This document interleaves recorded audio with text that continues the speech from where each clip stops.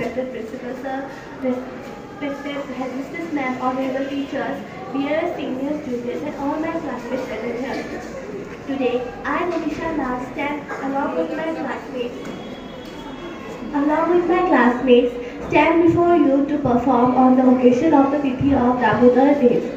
So, first I would like to call Ishan Sharma to recite a few lines from one of the Damodar Days creation.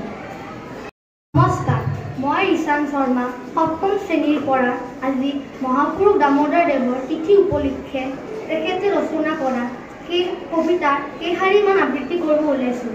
কবিতাৰ শিৰোনাম শৈল্য পৰ্ব। হেন দেখি বীৰ বিপুতৰ অনিৰ্বাণ, শৈল্য খেতিয়া গৈল পৱন সঞ্চাৰ। মত্ত মাতংগ দেখি যেন গজৰাজ, মহাপুৰুষে খেতি যায় অৰণ্যৰ মাছ।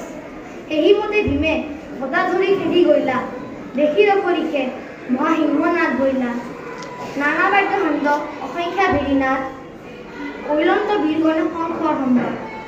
বীৰসকলৰ মনে আনন্দ মিলিল, ভয়াতুৰ মনুষ্য ভয় জন্মিল। ধন্যবাদ।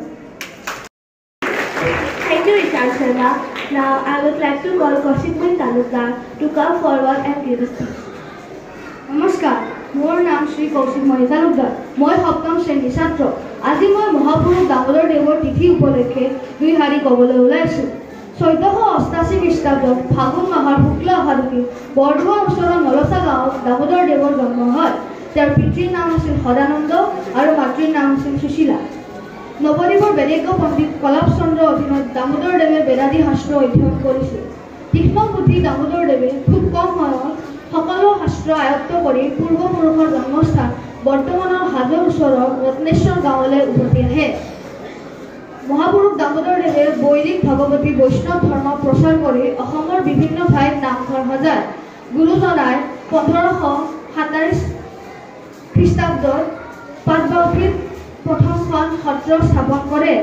1598 খ্ৰীষ্টাব্দত কোচবিহাৰৰ বৈকুণ্ঠপুৰ সত্ৰত দামোদৰ দেৱৰ মৃত্যু হয়। ধন্যবাদ। Hereby, I request our choir group to come forward and present their songs, which will be led by Ubali Kaushal and Shubhdeep Shah.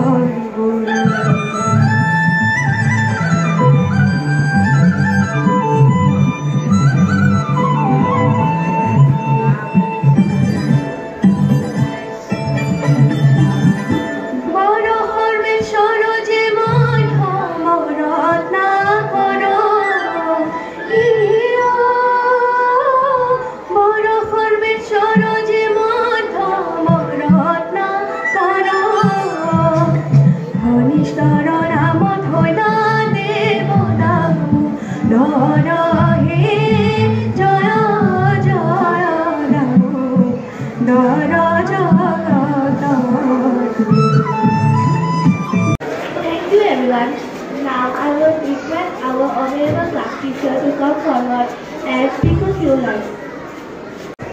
Good morning, everyone.